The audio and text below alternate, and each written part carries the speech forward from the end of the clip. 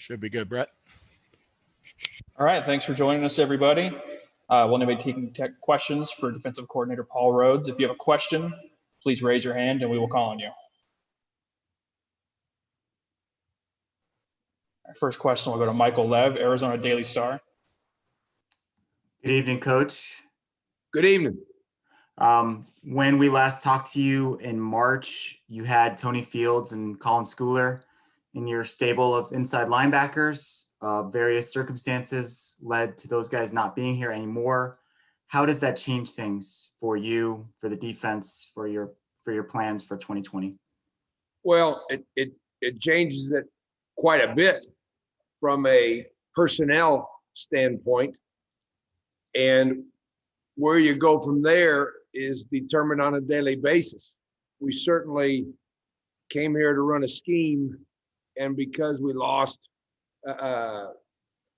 actually more than those two players, but those two inside linebackers, you don't scrap the scheme and shift and decide to do something else.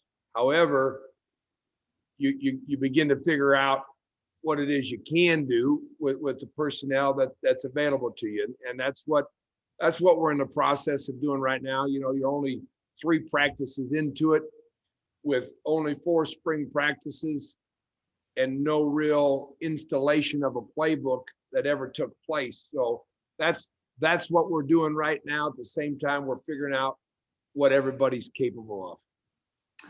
As a follow-up to that, do you feel like you have enough viable scholarship or otherwise linebackers to run a 3-4 type of scheme?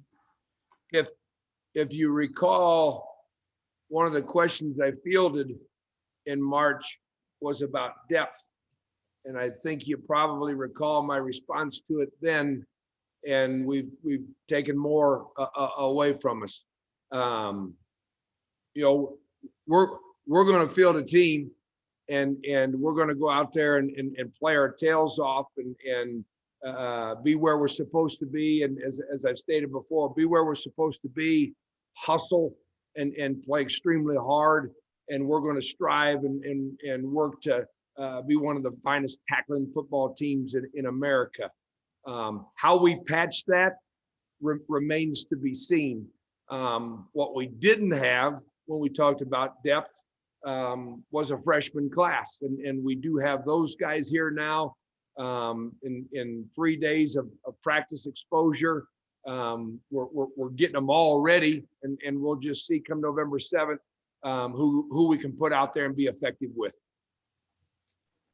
Next question will go to Jason Shear, Wildcat Authority. Hey, Coach. In the first part of the college football season right now, one of the consistent things that we've seen is the defenses have really struggled. And part of that could be, just in general, or the way that you guys have to practice now. How difficult is the way that you guys have to practice with the cohorts and stuff like that? And what kind of impact could that have? It's like nothing any of us have ever done. There's some guys on this staff that have been coaching for a long while. I'm one of them, and this is like nothing we've ever done. So it's drastically different from a preparation standpoint. And as a defensive coach, I watch those scores and I watch the games and I see the box scores with great concern. And a reason why that concern is heightened is all those teams had more preparation than we will have. The majority of those teams have been through a training camp before things got stalled or slowed or postponed.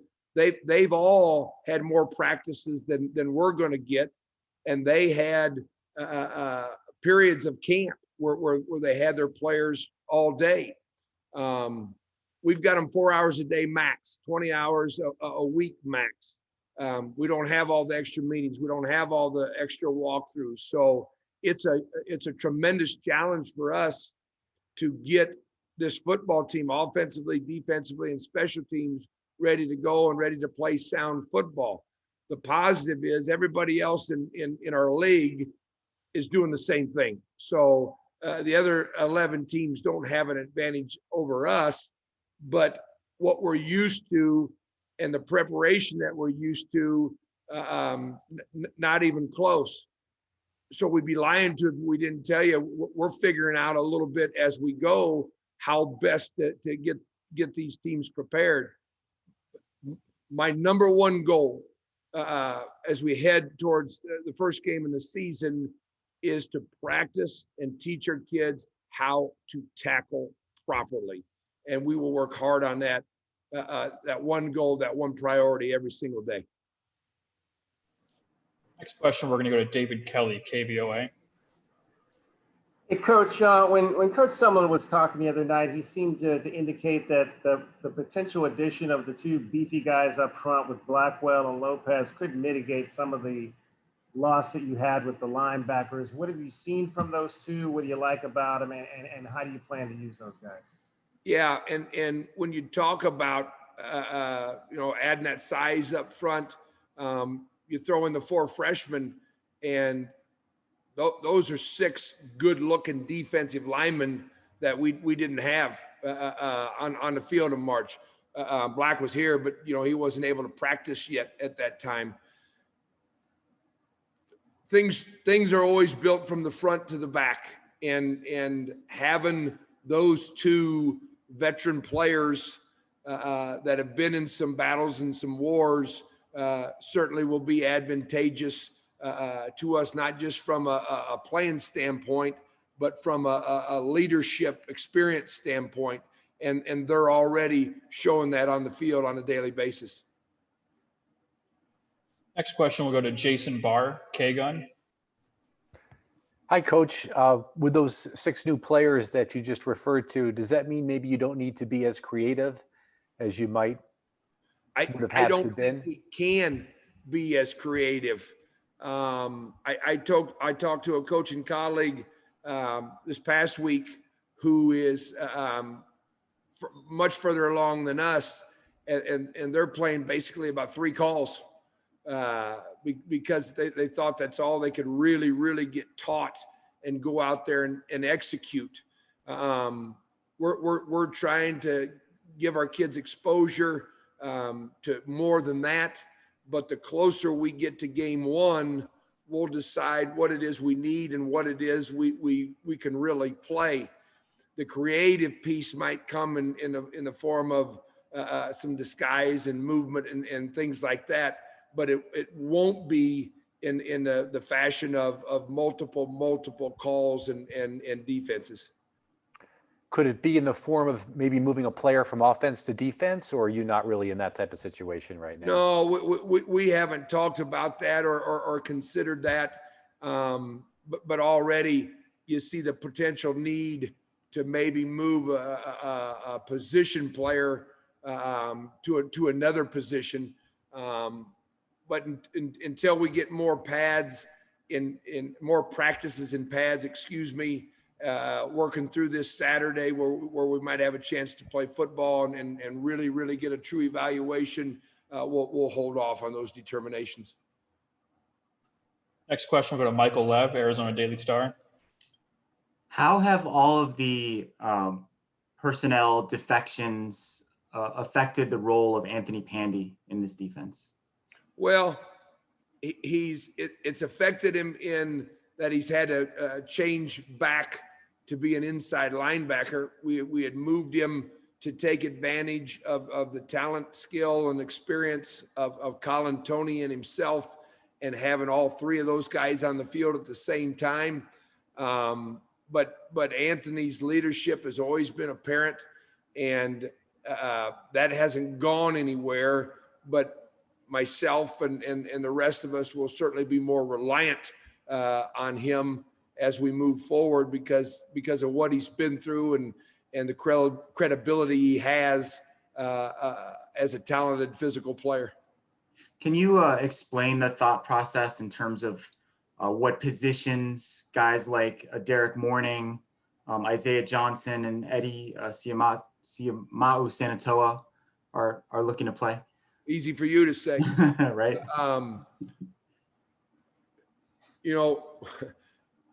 Today was day 7 for us, 4 spring and 3 fall. So the returning players you talked about, just like the new players, I mean, there's truly evaluation taking place of what they can do and what we can do with them.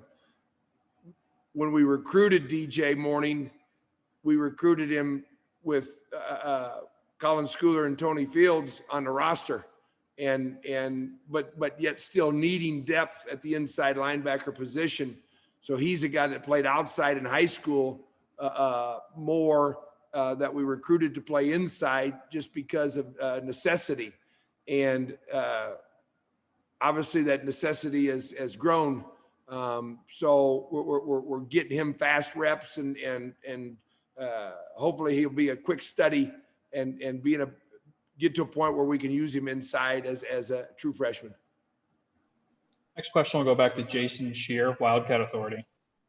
Kind of related to that last question, but obviously with the lack of depth, the freshmen have to be ready to play. Do you handle it differently, knowing and saying to a freshman basically like, hey, you got to be ready right away?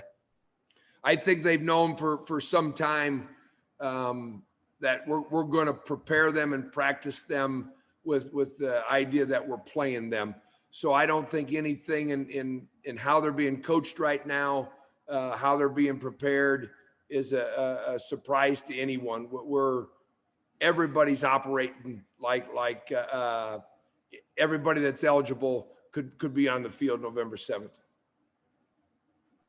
Next question will be Justin Spears, Arizona Daily Star, and this is our last question for Coach Rhodes. Which newcomer or newcomers have impressed you the most since you started practice? Well, I'd say this generally speaking. I think our football team's been extremely coachable, and that's very pleasing to me. So whether it's veteran or newcomers, I think they're all out there working hard to please us with what they're doing, knowing in the middle of that we're still making a number of mistakes as we go. From my standpoint, DJ Morning is the healthy one that we have on scholarship at inside linebacker, and I've been pleased with his 3 days of work. I think all those guys up front, the 4 freshmen as well as Roy and Black are doing a nice job. I think in the back end, there's a mix of both scholarship and walk-on players that we've been pleased with how they've shown up early. But it's 3 days into it, and not that it's premature, but it's early. All right, thank you, Coach. Up next, we're going to have Anthony Pandy. Jalen Harris had a booking conflict. We hope to have him later in the week.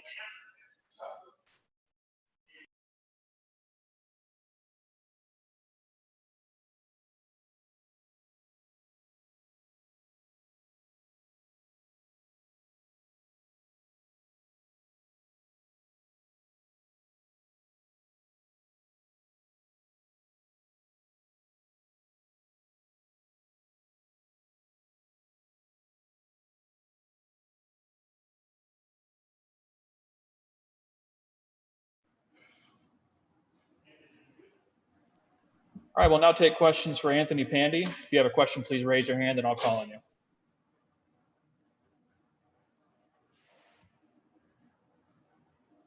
Our first question will go to Michael Lev, Arizona Daily Star. Hey there, Anthony.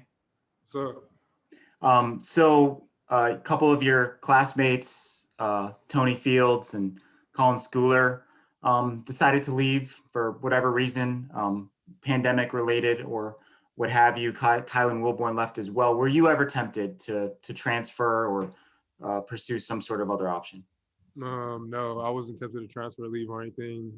I wanted to play with them guys, but they did what was best for them. So I'll knock them in anyway. I'm still here for my team. And yeah. So how has your role changed then over the last couple months? Starting in the spring camp, I was at Sam, and I had Tony and Colin inside of me playing the Mike and Will. After that, they had both transferred, so I came back, and now I'm playing more Mike. So I'm calling pretty much the shots on defense. Since they left, I realized I have to step up a lot, mature more, set the example, and just try to teach the freshmen what like Colin and Tony have taught me. Like since I wasn't a true starter, like since my freshman year, but they helped me out. So I'm gonna do what I can to help out these freshmen. How much Mike have you played in the past, and what do you like about the position? I haven't played too much Mike, but I have the experience there. But I like it. I'm gonna make plays there. Make plays wherever I'm at. That was best for the team. All right, next question is going to go to David Kelly, KVOA.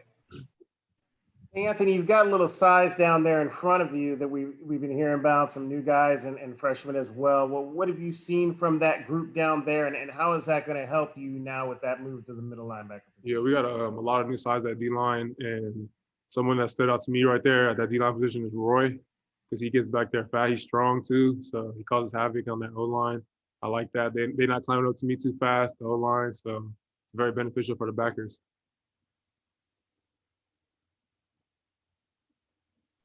We'll go back to Michael Lev. So you mentioned kind of helping out the young guys in the linebacker room. How do you go about doing that? I'm trying to teach them what I know about alignments, assignments, my keys, what I'm looking at before play, pre-snap. If I'm like looking at the two, if he got motion, if he wide, if he off the ball, just basically what I'm thinking about pre-snap. It's what I know, how I study film, how I lift, how I work out, how my eating habits, stuff like that. So you had Darian Clark in the group last year. You've since added Derek Morning or DJ Morning, whatever you guys call him. What have you seen out of Derek so far since he's been here? DJ's a big size. He's bigger than me, honestly, as a freshman. So that's a big contribution, big help. He's not slow. He's fast. He's learning quick. All the freshmen are learning quick. All the freshman backers, all the D-line, everyone's pretty much learning quick. Coach Rose is doing good at making sure everyone understands why we're running each play and his scheme and everything. So, yeah. David Kelly, KVOA. Hey, Anthony, what was it kind of just like to have Coach someone back out there today? He obviously missed the first two practices, but how jazzed were the guys to have him back? Felt good to have Coach Summer back out there. Seeing my head coach out there just brings a lot of energy because he's the head coach, of course. He knows how to control the practice more, in a sense, when he's not out, when he is there compared to when he's not there. Just pretty much, it just feels better to have my head coach out there. Go back to Michael Lev, Arizona Daily Star. With the losses that you guys have suffered here in the offseason, you're going to have to play a lot of snaps this season. There's no two ways about it. How have you prepared yourself physically and mentally to do that? Physically, I probably feel like I might be in the best shape of my life right now. My eating habits have changed significantly. More recovery, more in the training room, more cold tubbing. Just trying to keep my mind right, trying to just stay home, sleep earlier, just trying to take care of my body because I know I'm going to be on the field a lot. How have your eating habits changed? I tried to go vegan for a little bit, but I need some meat, so pescatarian now. All right, next question will go to Justin Spears, Arizona Daily Star. So how long did you go vegan? Probably like a week, maybe like a week and a half. And I wasn't gaining no weight. I was just stagnant, just staying there. So I was like, I need some meat. But outside of your eating habits, physically, what is something that you worked on in the off season? My glute strength, my hamstrings, just my explosiveness, hips, matching routes, stuff like that. Like more of my eyes and it's mostly my legs though, because I needed more explosiveness, my hips and stuff like that. Upper body was already pretty strong. Just need to get right with my lower body. Core. David Kelly, KVOA. Hey, Anthony, I know you described that, the guys that left had to do what was best for them, but how do you kind of resonate with the disappointment of losing so many talented pieces and guys that, going back to when you got here, were thought to be the core of this defense, going into potentially what would have been their senior years? like I said, they did what's best for them. Regardless with or without them, we're gonna play to win games, to win Pac-12 championships. So we're gonna play hard. So there's not much else to say about that. All right, we have time for one more question. It's going to go to Michael Lev, Arizona Daily Star.